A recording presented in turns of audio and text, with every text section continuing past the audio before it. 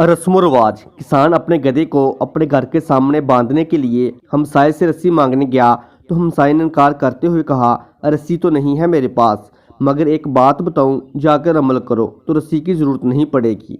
हमसाये ने कहा, अपने गधे के पास ही आकर बिल्कुल ऐसी हरकतें करो जैसे रस्सी को गर्दन में डालकर कसते और फिर खूंटी के साथ बांधते हैं। देखना गधा बगैर कोई हरकत किए वैसे ही खूंटे के पास खड़ा रहेगा। किसान ने गधे के पास जाकर हमसाये की नसीहत पर अमल किया और घर में जाकर सो गया। दूसरी सुबह बाहर जाकर देखा तो गधा वैसे का वैसा खूंटे के पास बैठा है। किसान ने गधे को हाँक कर काम पर ले जाना चाहा तो नई आफत आन पड़ी कि गधा अपनी जगह से हिलने को तैयार ना हुआ।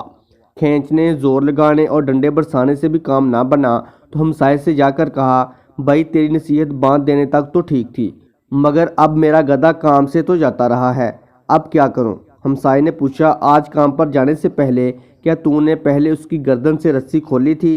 किसान ने हैरत से कहा, कौन सी रस्सी? मैंने तो बस रस्सी बांधने की अदाकारी की थी, असल रस्सी थोड़ा बांधी थी। हमसाये ने कहा, हाँ, तेरे नुक्ता नज़र से तो रस्सी नहीं है, मगर गधे के हिसाब से तो रस्सी बंधी हुई है ना। किसान ने वापस आकर गधे की गर्दन से और बाद में खूंटे से रस्सी खोलने की अदाकारी की। इस बार गधा बगैर किसी मुज़ाहमत के मालिक का कहना मानते हुए काम पर चला गया। गधे के इस रवैये पर हंसने की ज़रूरत नहीं है। हम खुद कई बार अपनी आदात, तकालीद और रस्म व रिवाज के गुलाम होते हैं, ख़ास तौर पर कई वहम एतकाद के गुलाम।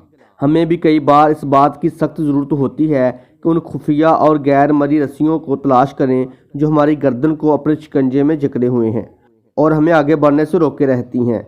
वो चाहे ख़ानदानी रस्में हों, कारोबारी हों, इज़वाजी ज़िंदगी वगैरह में हों, और वैसे भी हम में इंसान की पैदाइश से तदफीन की बात तक की बेशुमार रस्में हैं।